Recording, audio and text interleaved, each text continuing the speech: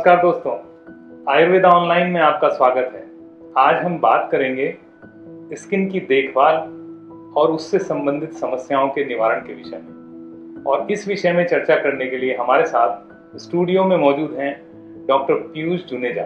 आइए डॉक्टर साहब का स्वागत करते हैं। नमस्कार। धन्यवाद। डॉक्टर पीयूष जुनेजा 14 वर्षों का अनुभव लिए आयुर्वेद के फिजिशियन हैं और आप देश विदेश की अनेक संस्थाओं और कंपनियों के सलाहकार के रूप में कार्यरत हैं। देश के सबसे पुराने और विश्व विख्यात गुरुकुल आयुर्वेद कॉलेज हरिद्वार से आपने आयुर्वेद के स्नातक किया और आपने पंचकर्मा में विशेष तज्ञता हासिल की हुई।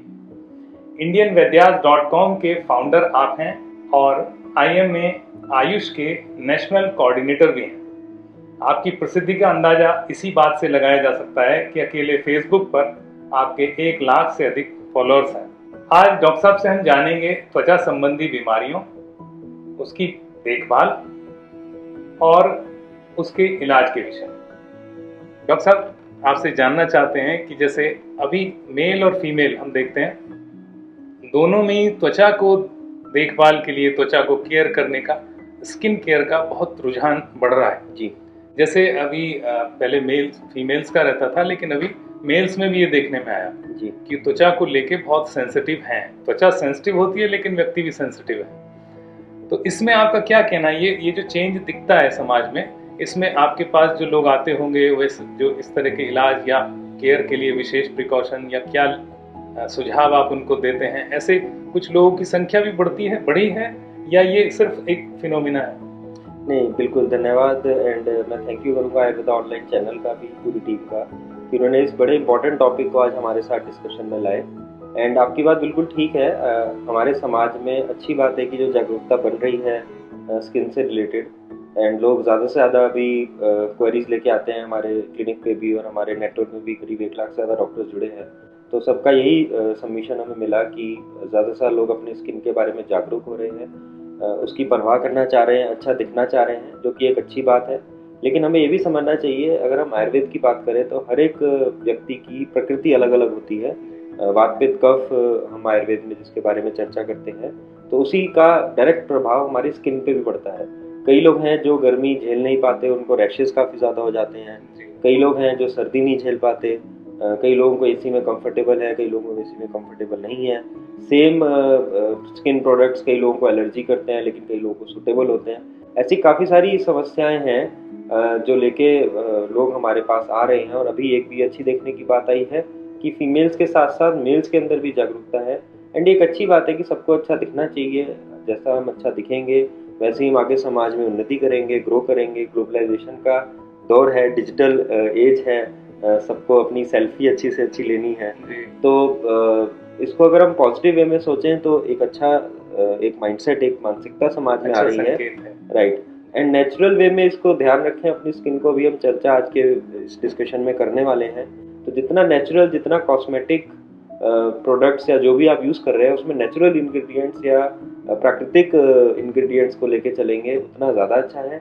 केमिकल्स का यूज़ कम से कम करें। एंड अभी काफ़ी सारे ब्रांड्स, काफ़ी सारी कंपनीज भी more and more natural products और नेचुरल हर्बल की तरफ ही जा रही हैं। तो इसी को ध्यान में रखते हुए अपनी स्किन का ध्यान रखना चाहिए। डॉक्टर साहब, मैं जानना चाहूँगा, जैसे अभी हमारे दर्शक भी जुड़े हुए हमसे, वो जानना चाहेंगे कि जो स्किन केयर है, एक तो स्किन केयर है और दूसरा स्किन डिजीज, दोनों चीज़ें थोड़ी सी डिफरेंट हैं। जिसकी स्किन उसको लगता है कि वो स्वस्थ है, वो उसकी केयर करता है। एक जिसकी स्किन में कुछ डिजीज है, बीमारी है, वो उसकी केयर करता है, क्योर करता है। तो ऐसे केसेस आपके पास दोनों ही तरह के आते होंगे। तो क्या स्किन डिजीज ऐसी कौन कौन सी हैं मुख्य रूप से जो जिनके केसेस आपके पास ज़्यादा आते हैं? राइट। एंड अच्छा क्वेश्चन है ये।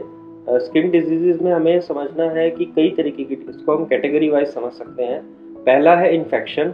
कई तरीके के इन्फेक्शन है जिसमें फंगल इन्फेक्शन सबसे ज़्यादा कॉम्प्लिकेटेड होते हैं। एंड जैसा कि हमें समझना चाहिए कि कई ऐसी बीमारियां हैं, अगर उनका टाइम रहते इलाज नहीं किया जाए तो वो आगे जाके हमारे लिए काफ़ी दिक्कतें भी पैदा कर सकती हैं, और एक कई तरीके से हमारी स्किन या हमारी हेल्थ को उसको डेंजर भी पहुंचा सकती हैं। तो उसमें एक फंगल इन्फेक्शन है, खासकर ऐसे पार्ट्स में हमारी स्किन के अगर वो हो जाएं तो वो हमें ध्यान में रखना है। और आयुर्वेदा से काफ़ी अच्छा ट्रीटमेंट फंगल इन्फेक्शंस का किया जाता है। सालों लोग परेशान रहते हैं, सोरियासिस एक बीमारी है, एक्जिमा है, डर्मेटाइटिस है, ऐसे काफ़ी सारे डिजीजेज हैं।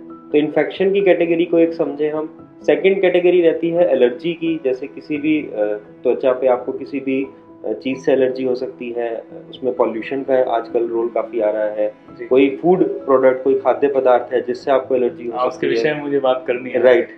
तो एक कैटेगरी हम एलर्जी की समझते हैं स्किन डिजीजेज में। एक थर्ड कैटेगरी आती है कि कॉस्मेटिकली उसमें इन्फेक्शन भी रीज़न हो सकता है, एलर्जी भी हो सकती है, जिसमें एक्ने या पिंपल की प्रॉब्लम है, पिगमेंटेशन की प्रॉब्लम है, ब्लैक कलर की पिगमेंटेशन है, या हाइपोपिगमेंटेशन जिसमें विटिलिगो या ल्यूकोडर्मा या सफ़ेद दाग की बीमारी हम देखते हैं काफ़ी लोगों में आती है। तो वहाँ पर हम कॉस्मेटिक या एक्सटर्नल लेयर पे अगर हम देखें तो जहाँ पिगमेंटेशन है, एक्ने है, रैशेज हैं, एक अर्टिकेरिया या पित्त छल्ला जो आम भाषा में हम बोलते हैं, वो एक काफ़ी कॉमन प्रॉब्लम है और इसका काफ़ी अच्छा सॉल्यूशन आयुर्वेदा में हमने देखा है। तो ऐसे कई तरीके की बीमारियां इस कैटेगरी में आती हैं। फोर्थ एक कैटेगरी है कि जो सेकेंडरी डिजीज के रूप में, जैसे आपको बीमारी तो कोई और हुई थी बट उसका आफ्टर इफेक्ट, या तो आपने दवाइयाँ खाई उसका साइड इफेक्ट समझ लीजिए, या उस डिजीज की वजह से भी आपको स्किन पे भी प्रॉब्लम आने लगी। जैसे कई लोग हैं जिनको जॉइंट्स की प्रॉब्लम शुरू होती है लेकिन वो इतनी ज़्यादा क्रोनिक हो जाती है कि उनकी स्किन के अंदर भी, त्वचा में भी रूखापन या पिगमेंटेशन या कई बार रैशेज, ऐसे कई प्रॉब्लम्स, या वो उसका ट्रीटमेंट या थेरेपीज कराते हैं तो उसकी वजह से भी स्किन में प्रॉब्लम आती है। जो डायबिटीज़ से लोग सफ़र कर रहे हैं उनके अंदर हमने देखा है कई बार लॉन्ग रन में कई स्किन डिजीज़ ऐसे डेवलप हो जाते हैं और वो ठीक भी नहीं होते। कैंसर केसेस की अगर आप बात करें, एंड ऐसे काफ़ी सारे केसेस हैं, डिजीज़ हैं जिसमें सेकेंडरी आउटकम के तरीके से स्किन डिजीज़ उभर के आते हैं। तो वहाँ पर हमें रूट कॉज को या जो प्राइमरी डिजीज़ है उसको कंट्रोल या हील करना होता है। तो ये कई मेन कैटेगरीज हैं जो हम स्किन डिजीज़ के रूप में समझें, एंड इसके बारे में हम विस्तार से इस इंटरव्यू या आगे के डिस्कशन में भी चर्चा करते रहेंगे और अपने दर्शकों को इसके बारे में और डिटेल में हम समझाएंगे। जी।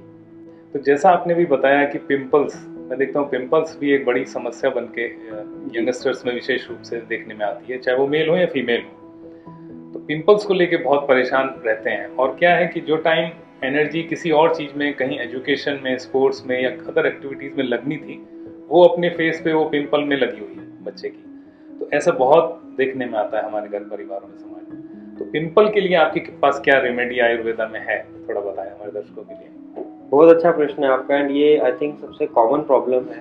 खासकर हम देखते हैं टीनेजर एज से ये शुरू हो जाती है, 13-14 ईयर से लेके आगे।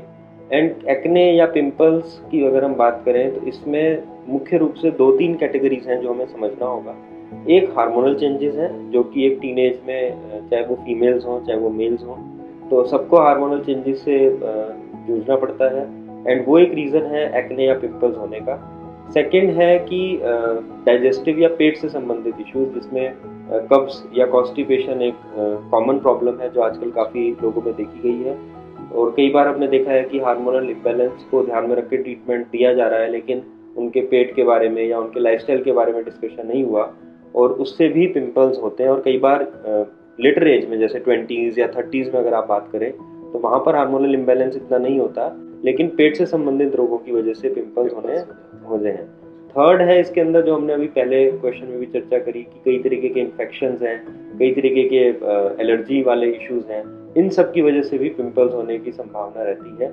तो सबसे पहले हमें ये समझना होगा हर केस में कि पिंपल एक सिम्टम है, पिंपल एक आउटकम है। वो हमारी स्किन पे हमें दिख रहा है कि दाने हो गए, रैशेज हो गए, एक्ने भी कई तरीके के होते हैं, कई कैटेगरीज में उनको डिवाइड किया गया है। कोई ड्राई होते हैं, किसी में सिक्रीशन हो रहा होता है, किसी में पेन ज़्यादा होता है, कोई ठीक होने के बाद निशान छोड़ देते हैं फेस पे, कोई ठीक होने के बाद निशान नहीं छोड़ते। तो हमें केस के हिसाब से समझना पड़ता है कि किस वजह से पिंपल्स या एक्ने हो रहे हैं, एंड उसको अगर हम ठीक करें आयुर्वेद के हिसाब से तो उसमें हमें बहुत अच्छा रिजल्ट मिलता है। एक दो मैं घरेलू सॉल्यूशंस यहाँ पे बताना चाहूँगा। आप अपने किसी भी अच्छे फेस वॉश, चाहे वो कोई भी कंपनी का हो, लेकिन आयुर्वेदिक या नेचुरल फॉर्म में लें तो ज़्यादा अच्छा है, एंड उसको बिना पानी लगाए आप पहले फेस वॉश को अपने फेस पे लगाएं एंड फिर पानी लगाएं। जनरली हम क्या करते हैं कि पहले पानी लगा लेते हैं फेस पे और फिर हम कोई फेस वॉश उस पर यूज़ करते हैं, जो कि एक गलत तरीका है, क्योंकि फेस के ऊपर कोई भी डस्ट है, ऑयल है, कोई भी ऐसा इशू है, वो आपका अंदर सप्रेस हो जाता है पानी डालने से। अच्छा। तो बेटर है कि आप पहले फेस वॉश को अच्छे से रब करें, 2 मिनट उसको लगाएं, छोड़ें एंड फिर उसको वॉश करें। सेकंड, घरेलू सॉल्यूशंस में जैसे कि अगेन आपकी प्रकृति के हिसाब से आपको क्या सूट करता है, उसमें आप मुल्तानी मिट्टी है, बेसन है, गुलाब जल, खासकर अगर आपको हीट सेंसेशन ज़्यादा होती है पिंपल्स के साथ या रैशेज होते हैं, तो वहाँ पर गुलाब जल का काफ़ी अच्छा रोल बताया गया है। तो इस तरीके के घरेलू कुछ सॉल्यूशंस भी आप अपने, नीम है, एलोवेरा कई लोगों को सूट करता है, कई लोगों को एलोवेरा से पिंपल्स बढ़ते भी हैं, ऐसा तो ये भी भी है? ध्यान, जी, अच्छा। तो ये भी ध्यान रखना है क्योंकि अगेन प्रकृति आपकी क्या है वो हमें ध्यान में रखते हुए अगर हम चलेंगे तो उससे हमें समस्या नहीं आएगी। नींबू है, आंवला है, कई लोग यूज़ कर रहे हैं, लेकिन कुछ लोगों को उससे पिंपल्स बढ़ जाते हैं। दही खाने से कई लोगों को पिंपल्स बढ़ जाते हैं। कई लोगों की हमने दही बंद करवाई, उनको छाछ शुरू कराई, तो पिंपल्स, तासीर दोनों की अलग दही अलग खाने से पिंपल बढ़ते हैं जी, और छाछ से कम हो जाते हैं क्योंकि अच्छा। उनकी तासीर अलग अलग होती है और आयुर्वेद में प्रकृति के हिसाब से उसको रिलेटेड किया गया है। तो ऐसे कई चीज़ें हैं। फास्ट फूड डेफिनेटली आप लोग ध्यान रखें, जितना कम से कम खाएं। तो खान पान एक बहुत इंपॉर्टेंट रोल प्ले करता है। आप क्या कॉस्मेटिक्स यूज़ करते हैं वो एक रोल प्ले करता है। इसको ध्यान में रख के चलेंगे तो अच्छा क्वालिटी आपको मिलेगा और पिंपल्स को आप कंट्रोल करके चल सकते हैं।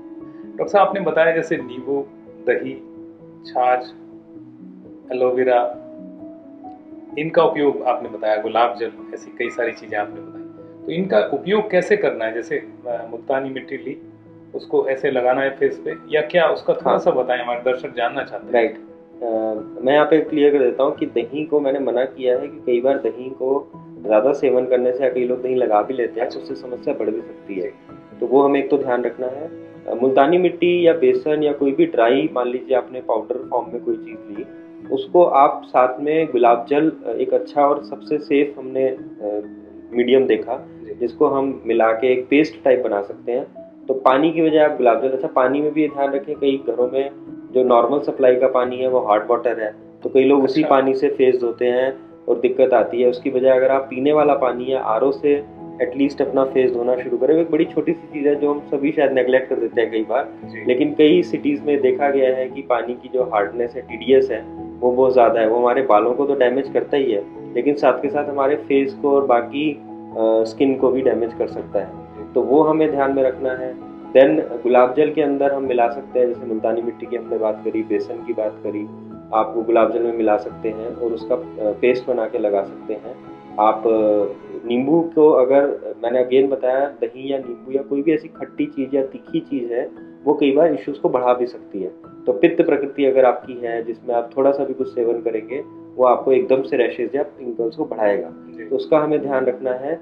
एंड इसके साथ साथ खान पान का भी ध्यान रखें, अपना फाइबर या वेजिटेबल्स या सैलड्स वगैरह ज़्यादा लें, डिटॉक्सिफिकेशन करना ज़रूरी है, फ्लूइड्स, पानी की मात्रा अच्छे से अच्छी रखें अपनी, फास्ट फूड या बाहर के खाने को मिनिमम पे लेके जाएं, खाना भी है अगर बाहर तो हेल्दी खाना ज़्यादा खाएं उसके अंदर भी। ये आई थिंक छोटी छोटी समस्याओं को अगर आप ध्यान में रखते हुए चलेंगे तो पिंपल्स, एक्ने, रैशेज या फेस की प्रॉब्लम से, अभी मास्क हम लोग सब यूज़ कर रहे हैं या पहन रहे हैं, तो उसके बिना शायद कोई घर से बाहर नहीं निकलता है, तो वो एक अच्छा एटलीस्ट हमारे फेस के लिए प्रोटेक्शन है। अभी सीज़न दोबारा से शुरू हो जाएगा, पॉल्यूशन बढ़ जाएगा खासकर नॉर्थ इंडिया में, तो वो भी एक काफ़ी इंपॉर्टेंट रोल प्ले करता है। तो अपने फेस को ज़्यादा से ज़्यादा कवर करके चले, अगर आप 2 व्हीलर्स पे या बिना गाड़ी के मूव कर रहे हैं, बाहर पब्लिक ट्रांसपोर्ट यूज़ कर रहे हैं जी, तो वो थोड़ा सा ध्यान रखें। तो आई थिंक ये कुछ छोटी छोटी चीज़ें हैं जो अगर लोग ध्यान में रखेंगे तो उनसे उनको फ़ायदा होगा जी। तो डॉक्टर साहब, एक चीज़ और इसमें से निकल के आई, जैसे आपने कहा कि अपनी प्रवृत्ति को जाने, अपनी क्या प्रवृत्ति है शरीर की, तो वो जानने के लिए मुझे क्या प्रयोग, मैं एक व्यक्ति हूँ तो मुझे अपनी प्रवृत्ति कैसे जाने, उसके लिए किसी आयुर्वेदाचार्य या किसी इनसे मिलके ही पता होगा या कुछ और सिम्टम ऐसे हैं कि हम प्रवृत्ति को जानकर उन चीज़ों को अडॉप्ट कर लें? राइट, अच्छा क्वेश्चन है आपका। एंड प्रकृति की जब हम बात करते हैं वात पित्त का, उसके 2-3 तरीके हैं जानने के। एक तो डेफिनेटली आप आयुर्वेदिक चिकित्सक से मिलके अपनी नाड़ी परीक्षा करा सकते हैं, लेकिन उसका समय प्रातःकाल का होता है, खाली पेट आप अपनी नाड़ी चेक कराएं, तो वहाँ से आपकी प्रकृति का पता चलता है। बॉडी कॉन्स्टिट्यूएंट, आपके बिहेवियर, आपके लाइफस्टाइल, इन सब से भी प्रकृति का हम एजम्पशन लगा सकते हैं, बट वो एक एजम्पशन है। उसकी बजाय आजकल साइंटिफिक क्वेश्चनर्स डेवलप किए गए हैं। भारत सरकार, मिनिस्ट्री ऑफ आयुष ने भी अपनी वेबसाइट पे जारी किया है, काफ़ी सारे क्वेश्चनर्स हैं जो काफ़ी सारे इंस्टीट्यूट से ऑर्गेनाइजेशंस ने भी जारी किए हैं। आप कोई भी क्वेश्चनेयर को फिलअप करके आपके बारे में उसमें कुछ सवाल पूछे जाएंगे, उनको आप फिलअप करके अपनी प्रकृति एनालिसिस कर सकते हैं। वो काफ़ी सारे आयुर्वेदिक डॉक्टर्स के पास भी अवेलेबल होते हैं क्वेश्चनेयर, जैसे हमारे पास एक्सेल शीट अवेलेबल है। हमारे जितने पेशेंट्स हैं, जितने हेल्दी इंडिविजुअल भी हमारे साथ कनेक्टेड हैं, वो हमारे से उसको हम ईमेल पे उनको शेयर करते हैं, वो उसको फिलअप करके भेजते हैं। हम आपके चैनल में भी इसको शेयर करवा सकते हैं। कमेंट बॉक्स में आप लोग अपने दर्शकों से शेयर कर दीजिए लिंक, एंड वो उसको फिलअप करके वहाँ से भी उनको आखिरी में पता चल जाता है, जैसे वात पित्त कफ तीनों का स्कोर वहाँ पे आ जाएगा। तो जो भी मेरा सबसे ज़्यादा स्कोर है दैट इज़ माय प्रकृति। एंड हर एक इंडिविजुअल में तीनों पाए जाते हैं। ऐसा नहीं है कि खाली वात ही होगा, कुछ लक्षण पित्त या कफ के भी होंगे, लेकिन जिसकी डोमिनेंस है, जिसकी सबसे ज़्यादा उसी को प्रवृत्ति राइट, तो सबसे ज़्यादा जिसके बारे में हमें मिलता है इंडिविजुअल के अंदर, तो वो ज़्यादा डोमिनेंट होते हैं। तो उसके बेसिस पे भी हम एनालाइज कर सकते हैं। आयुर्वेद में भी बहुत रिसर्च ऐसे बातचीत से पता चला कि चल रही है। ये सिर्फ घरेलू उपचार या पुराना एक हमारा चिकित्सा पद्धति मात्र नहीं है, इसमें बहुत रिसर्च और वर्क चल रहा है, जैसे डॉक्टर साहब ने भी बताया। तो ये बहुत अच्छा आपका एक इनिशिएटिव है कि आप एक क्वेश्चनेयर डिज़ाइन करके और ऐसे शेयर करते हैं सामान्य के जन सामान्य के लिए, और उससे कोई भी अपनी प्रवृत्ति को प्रकृति को जान सकता है, न केवल वो आयुर्वेद आचार्य से संपर्क करके ही जाने। तो ये अच्छा है, बहुत मतलब इसका साधुवाद है आपको, धन्यवाद। तो डॉक्टर साहब जैसे अभी इसको ऋतु संधि काल बोलते हैं, जिसमें एक ऋतु से दूसरी ऋतु में जाने का समय होता है जी। इस समय पे शरीर सेंसिटिव हो जाता है ज़्यादा, जैसा देखने में आया है। तो इस विषय में थोड़ा सा ऋतु संधि के विषय में भी हमारे दर्शकों को आप बताएं, और थोड़ा ये भी बताएं कि ऐसे समय में जब ऋतु संधि काल हो, जहाँ चीज़ें बदल रही हों, अब जैसे गर्मी से हम सर्दी की तरफ जा रहे हैं, तो स्वाभाविक है कि एनवायरमेंट सारा चेंज हो रहा है, तो हमारा खान पान भी वैसा ही चेंज होगा, कुछ होगा। तो ऐसा आप थोड़ी जानकारी, ऋतु संधि में हम क्या विशेष ऐसा करें कि अपनी स्किन का ध्यान हम रखें। ये हमारी सोसाइटी, हमारे देश में काफ़ी पुराने टाइम से इसको आई थिंक हमारे संस्कारों में डाला गया है। एंड आयुर्वेद में इसके बारे में सबसे अच्छी बात ये की गई है कि आप ऋतु संधि या ऋतु संधि काल को ऐसे समझें कि कोई भी सब्जी, कोई भी फल नेचर ने एक पर्टिकुलर सीजन के लिए बनाया है। लेकिन आजकल कोल्ड स्टोरेज, आजकल हाइब्रिड एग्रीकल्चर फार्मिंग, और इसकी वजह से आपको हर फल या हर सब्जी हर सीजन में मिलता है। तो सबसे पहले तो हम ये कोशिश करें कि हम सीजनल फ्रूट्स और वेजिटेबल्स को ज़्यादा से ज़्यादा उपयोग करें, क्योंकि अगर हम दूसरे सीजन के फ्रूट्स, फॉर एग्जांपल आम आजकल आपको दिसंबर में मिल जाएगा, आपको सेब है वो मई जून में भी मिल जाता है, तो ये चीज़ को आपने ध्यान रखना है और सीजनल फ्रूट्स और सीजनल वेजिटेबल्स को ही सेवन करना है, पहला। सेकंड, हर ऋतु के हिसाब से और ऋतु संधि के हिसाब से आयुर्वेद में काफ़ी अच्छे से बताया गया है। जैसे मैं एक छोटे से 1-2 एग्जाम्पल समझाता हूँ। अभी शरद ऋतु का टाइम है, एंड दुग्ध या दुग्ध से रिलेटेड प्रोडक्ट्स को मिनिमम सेवन करने के लिए बोला गया है, क्योंकि ये कफ को प्रकोप करता है, कफ को बढ़ाता है शरीर में, एंड कई तरीके की प्रॉब्लम्स को शुरू कर सकता है। और अभी जैसा कि हम देख रहे हैं कि काफ़ी तरीके के इन्फेक्शंस हैं, चाहे वो वायरल है, फीवर है, डेंगू अभी काफ़ी फैल रहा है दोबारा, कई तरीके के इन्फेक्शंस फैल रहे हैं। तो उसमें जनरल सिम्टम्स में लोग कोल्ड, कफ, फीवर, यही सब सिम्टम्स लेके आते हैं, नज़ला, जुकाम, खांसी। तो इन सब में दूध, दही, इन सब चीज़ों से वो प्रॉब्लम्स बढ़ सकती हैं। तो एक छोटा सा एग्जांपल अभी शेयर किया जो ऑलरेडी मेंशन है आयुर्वेद में कि इस ऋतु संधि काल में इनका सेवन कम कर दीजिए या कुछ टाइम के लिए बंद कर दीजिए। तो ये एक इम्पॉर्टेंट एस्पेक्ट है।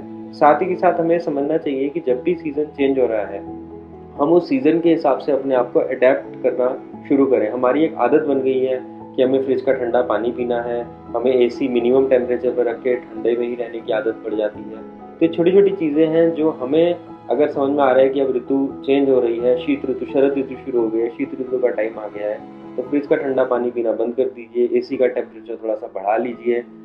ठीक है, आपको एसी यूज़ करना है, मैं मना नहीं कर रहा हूँ एसी यूज़ करने के लिए, लेकिन आप उसको 28-30 पे भी यूज़ कर सकते हैं बजाय 22 या 23 के यूज़ करने के।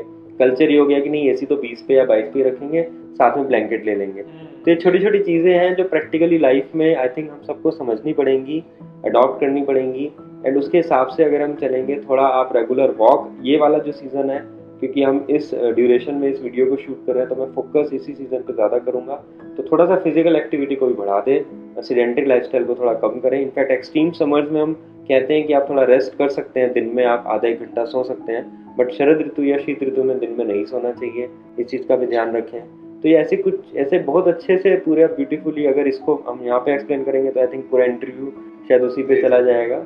आप इसके लिए क्या कर सकते हैं, हम अपने नियर बाय आयुर्वेदिक चिकित्सक से संपर्क कर सकते हैं, या आज के एक जनरल इंटरव्यू के बाद हम एक स्पेसिफिक डिस्कशन अगला एक सेशन कर सकते हैं जिसमें हम पर्टिकुलर ऋतु, जैसे अभी जब हम बात कर रहे हैं, तो इसी पे हम एक डिस्कशन करके आपको टिप्स दे सकते हैं कि आपको क्या क्या करना चाहिए, क्या क्या नहीं करना चाहिए। तो डॉक्टर साहब, जैसा आपने बताया कि विंटर में अभी पॉल्यूशन भी बढ़ जाता है, पॉल्यूशन का लेवल, तो पॉल्यूशन का लेवल बढ़ता है, हम देखते हैं कि वो आजकल तो मोबाइल में फैसिलिटी है तो पॉल्यूशन देख के मॉर्निंग वॉक पे निकलते हैं, ऐसा है। लेकिन रहना सबको है, बाहर भी सबको निकलना है, कैसे वो केयर करें, इतना पॉल्यूशन लेवल है बाहर, उसके बाद भी कैसे स्किन की केयर करें हम घर में बाहर निकलते समय, थोड़ा इसमें और बताइए। बहुत ही अच्छा प्रश्न है आपका, एंड आई थिंक रेलेवेंट भी है। ऑलरेडी कल हम एक न्यूज़ में देख रहे थे कि दिल्ली और आसपास के क्षेत्रों में ट्रैफिक पुलिस को भी ये सख्त इंस्ट्रक्शन दे दी गई हैं कि सारे व्हीकल्स का पॉल्यूशन होना चाहिए सर्टिफिकेट, वरना 10,000 रुपये का चालान है। तो आई थिंक मैं तारीफ करूंगा गवर्नमेंट की कि वो भी इस पर सीरियस हैं और वो चाह रही हैं कि पॉल्यूशन कंट्रोल में रहे। हमें स्किन से रिलेटेड ये समझना है कि पॉल्यूशन करता क्या है, पहले समझ लेते हैं थोड़ा सा, एंड कैसे हम इससे बचाव कर सकते हैं। हम ये जानते हैं कि अभी जो ये बात हो रही है पॉल्यूशन बढ़ेगा, तो उसके बाद लास्ट ईयर भी हमने देखा कि काफ़ी इसको हम स्मोक बोलते हैं, इट्स नॉट फॉग, ये कोहरा नहीं होता, ये स्मोक और फॉग का कॉम्बिनेशन को स्मॉग बोला जाता है। मींस जो पॉल्यूटेंट्स हैं एटमॉस्फेयर में, तो ऐसा नहीं है कि सर्दी एकदम से इतनी बढ़ जाएगी कि कोहरा इतना ज़्यादा हो जाए, लेकिन विजिबिलिटी या एटमॉस्फेयर में हमने लास्ट ईयर भी देखा कि कुछ ऐसा था कि सफोकेशन हो रही है, जिसको हम स्मॉग बोलते हैं। तो उसमें सस्पेंडेड पार्टिकल्स होते हैं एनवायरनमेंट में, जो कि ह्यूमिडिटी के साथ मिलके एक ऐसा वातावरण क्रिएट कर देते हैं जिसमें हमारा सांस लेना भी मुश्किल हो जाता है। तो अगर आप समझ सकते हैं कि आप उस सीजन में सांस नहीं ले पा रहे हैं, तो आपकी स्किन उसमें फिर कैसे सर्वाइव करेगी। एंड वो जो पार्टिकल्स हैं वो सस्पेंडेड पार्टिकल्स है, जिसको हम पॉल्यूटेंट्स बोलें, उसके अंदर कई तरीके के हार्मफुल केमिकल्स हैं जो अगर आप अपनी स्किन के डायरेक्ट टच में आएंगे तो वो आपकी स्किन को डायरेक्टली डैमेज कर सकते हैं। अभी घरों में एयर प्योरीफायर्स लगाने लोगों ने शुरू कर दिए हैं, गाड़ियों में एयर प्योरीफायर्स लगने शुरू हो गए हैं, ऑफिसेज में एयर प्योरीफायर्स लग रहे हैं। तो हम ऐसे माहौल में ज़्यादा से ज़्यादा रहना चाह रहे हैं जहाँ पर एक तो हम सांस अच्छे से ले पाएँ, एक हमारी स्किन, क्योंकि ये दो ही चीज़ें हैं जो शायद डायरेक्ट कांटेक्ट में हैं, उसके अलावा तो, और उसमें भी फेस और कुछ ऐसी एरियाज हैं, अदरवाइज तो पूरा हमारा कवर रहता है जनरली, राइट। तो हमें समझना है कि उस पॉल्यूशन से हम कैसे अपने आप को बचाएं। तो उसमें मेरा एक सुझाव है कि जब भी आप बाहर निकलें, घरों में, ऑफिसेज में, तो फिर भी अगर एयर प्योरीफायर नहीं भी है तो भी इतना इशू नहीं है, लेकिन क्वालिटी ऑफ एयर सबसे ज़्यादा बाहर के वातावरण में प्रभावित करती है। तो अपने आप को किसी स्कार्फ, आजकल मास्क तो सब पहन रहे हैं, बट मास्क के अलावा भी हमारा जो फॉरहेड का रीजन है, हमारे कान या नीचे का नेक का रीजन है, ये कवर नहीं होता। तो अच्छे से एटलीस्ट अपने आप को कवर अप कर लीजिए, कैप, स्कार्फ, इनफैक्ट स्किन के साथ साथ बालों का भी ध्यान रखें, क्योंकि पॉल्यूशन तो वहाँ पर भी इफेक्ट करेगा। हेयर फॉल, डेंड्रफ, ऐसे काफ़ी सारे कंप्लेंट्स लोग लेके आ रहे हैं और कोई भी फैमिली हिस्ट्री नहीं है, लेकिन हार्ड वाटर और पॉल्यूशन, ये दो रीज़न है जिसकी वजह से ये प्रॉब्लम्स आ रही हैं। तो स्किन के लिए आप उसको कवर करके रखें। नेचुरल, जो हमने इस वीडियो को आप थोड़ा सा रिवाइंड करके देख सकते हैं, हमने कुछ नेचुरल टिप्स आपको बताई, उनको आप यूज़ कर सकते हैं, क्लीनिंग कर सकते हैं, स्क्रबिंग कर सकते हैं फेस की नेचुरल इंग्रेडिएंट्स के साथ। वॉलनट एक और आपको बता देते हैं, वॉलनट को आप पीस के बेसन या मुल्तानी मिट्टी में लगा सकते हैं, किसी भी अपनी क्रीम में भी लगा सकते हैं, आपका घर में ही एक वॉलनट स्क्रब तैयार हो जाता है। एंड उससे आप अपनी स्क्रबिंग रेगुलर ज़रूर करें, क्योंकि खाली क्लीनिंग करने से कई बार पॉल्यूटेंट्स या जो स्किन के अंदर डिपॉजिट हो जाते हैं सेडिमेंट्स, वो नहीं निकल पाते हैं।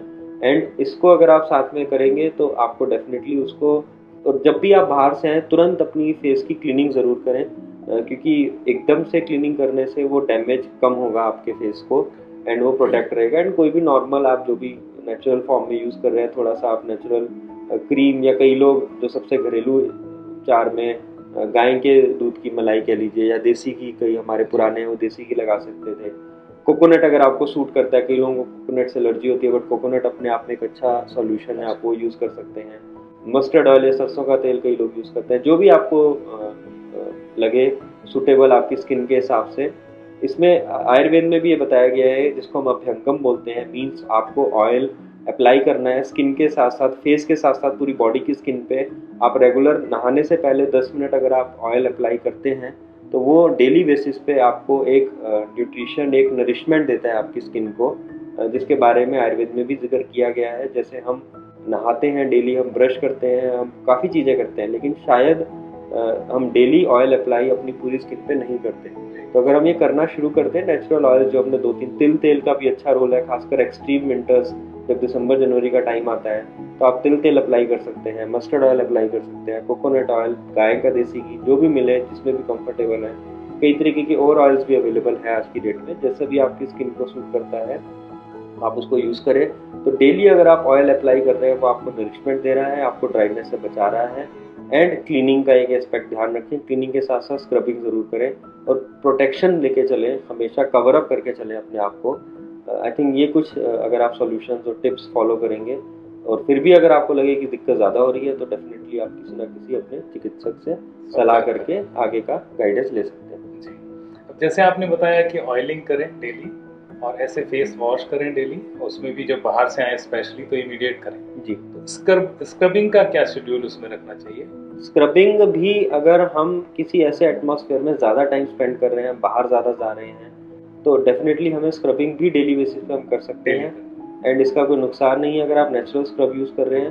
फ़र्क सिर्फ इतना है, स्क्रबिंग थोड़ा डीप क्लीनिंग, आप इसको ऐसे समझ लीजिए, स्क्रबिंग का मतलब है कि वो डीप क्लीनिंग कर रही है आपके टिश्यूज़ को एंड आपको better quality of skin provide करती है। अच्छा, जैसे डॉक्टर साहब आपने बताया स्क्रबिंग भी हम डेली करें तो अच्छा रहेगा, और आपने कहा वो डीप क्लीनिंग है स्क्रबिंग करने के बाद आप बताते हैं जैसे कि वो पोर्स ओपन हो जाते हैं, तो उसके बाद उनको ऐसे वो रखना, उनको एम्प्टी रखना, ऐसे ही छोड़ देना ठीक है या उसके बाद भी कुछ करना चाहिए? अच्छा प्रश्न है आपका। एंड इसमें हमें समझना है कि स्क्रबिंग हम कब कर रहे हैं, उस टाइम पे डिपेंड करेगा। अगर हम कई बार रात में स्क्रबिंग कर रहे हैं उसके बाद हम घर पे ही है, सो रहे हैं, तो कई बार ज़रूरी नहीं है कि आप उसमें कुछ पैक या कोई क्रीम या कुछ लगाएं, लेकिन कई नाइट क्रीम्स अवेलेबल हैं, कई पैक्स अवेलेबल हैं। अगेन अच्छी क्वालिटी के कॉस्मेटिक्स यूज़ करें, नेचुरल फॉर्म में यूज़ करें। पैक्स हमने ऑलरेडी इस वीडियो में कुछ बताए हैं, आप उनको देख सकते हैं, वो आप इस्तेमाल कर सकते हैं, या जो भी आपको सूट करता है कोई भी नेचुरल क्रीम आप लगा सकते हैं। तो इसका ध्यान रखना है। हाँ, स्क्रबिंग करने के बाद इमीडिएटली दोबारा बाहर नहीं जाना ओपन पोर्स के साथ, तो पैक लगा के उसको थोड़ा सेटल डाउन होने स्किन को, कुछ क्रीम वगैरह जो आपको सूट करती है वो लगा लें। ऑयल्स हमने कुछ बताया है वो भी आप अप्लाई कर सकते हैं जैसे आपको सूट करे, बट डेफिनेटली स्क्रबिंग के एकदम बाद बाहर नहीं जाना होता, इसका ध्यान रखें। और अगर घर में ही है, उसके बाद रात है, उसके बाद घर में ही रहना है, तो अपने आप को थोड़ा टाइम में सेटल डाउन हो जाएगी स्किन। डॉक्टर साहब, आप हमारे स्टूडियो में आए और आपने इतनी अच्छी और सुंदर जानकारियां हमारे दर्शकों को दी और घरेलू उपचार आपने बताए किस तरह से अपनी स्किन का केयर करें, देखभाल करें, इसके लिए बहुत बहुत आभार आपका। धन्यवाद। धन्यवाद। दर्शकों, इसी प्रकार से हम किसी अन्य आयुर्वेदाचार्य या डॉक्टर साहब के साथ पुनः आएंगे, कुछ ऐसे घरेलू उपचारों के साथ, कुछ ऐसी बीमारियों के साथ, कुछ ऐसी जानकारियों के साथ। आप जुड़े रहिए आयुर्वेदा ऑनलाइन से। नमस्कार। अगर आपने हमारे चैनल को सब्सक्राइब नहीं किया है तो अभी सब्सक्राइब करें और बेल आइकन को दबाना ना भूलें।